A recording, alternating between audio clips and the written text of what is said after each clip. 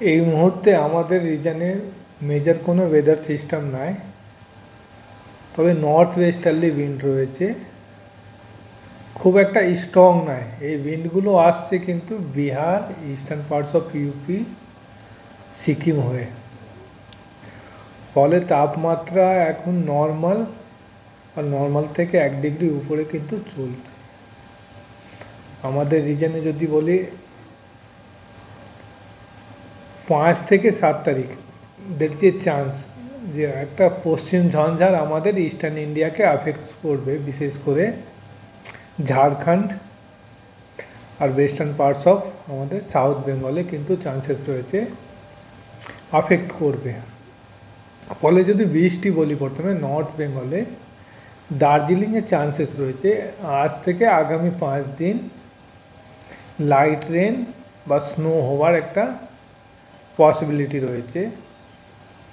South বেঙ্গলে যদি বলি আজ, আগামীকাল, তারপরের দিন বৃষ্টির সেরকম চান্স নাই, ড্রাই থাকবে। 5 তারিখ 6 তারিখে চান্সেস রয়েছে পশ্চিমের জেলাগুলো, বিশেষ করে পুরুলিয়া, বাঁকুড়া, 2 বর্ধমান, বীরভূম, মুর্শিদাবাদ, ঝাড়গ্রাম আর ওয়েস্ট মেদিনীপুরে তো লাইট রেন এক্সপেক্টেড।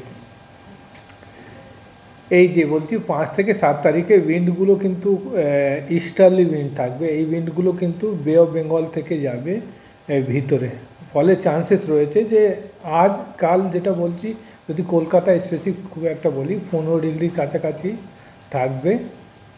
শুক্রবার থেকে চান্সেস রয়েছে যে তাপমাত্রা বাড়বে কিন্তু, আর উইকেন্ডে সোমবার পর্যন্ত চান্সেস রয়েছে 18 ডিগ্রি কাছাকাছি কলকাতাতে টেম্পারেচার উঠবে। তবে এই যে 5 থেকে 7 বলছি অ্যাক্টিভিটি হবে, রেনফল অ্যাক্টিভিটি, যদি এটা পুরোটাই চলে যায় চান্সেস রয়েছে যে 10 তারিখ থেকে কিন্তু আমাদের সাউথ বেঙ্গলে তাপমাত্রা কিন্তু কমতে শুরু করবে। মোস্ট প্রবলি যে চান্সেস রয়েছে যে সেকেন্ড স্পেল আসবে, তো 10 তারিখের আগে সেরকম চান্সেস নাই। নর্থ বেঙ্গলে একই অবস্থা, এখন টেম্পারেচার নর্মাল বা নর্মাল থেকে 1 ডিগ্রি উপরে চলছে। টেন্ডেন্সি রয়েছে যে দার্জিলিংয়ে যেটা বললাম যে লাইট রেন বা স্নোর চান্সেস রয়েছে, ওখানেও চান্সেস রয়েছে 8 তারিখের পর কিন্তু তাপমাত্রা নামতে শুরু করবে। কলকাতাতে পরিষ্কার আকাশ, সকালের দিকে কুয়াশা থাকবে, তাপমাত্রা যেটা বললাম আজ কাল পরশু 15 ডিগ্রির কাছাকাছি থাকবে। তারপরে কিন্তু তাপমাত্রা বেড়ে 18 থাকবে কয়েকদিন। 10 তারিখ থেকে ফল করার একটা পসিবিলিটি, খুব একটা স্ট্রং পসিবিলিটি দেখা যাচ্ছে।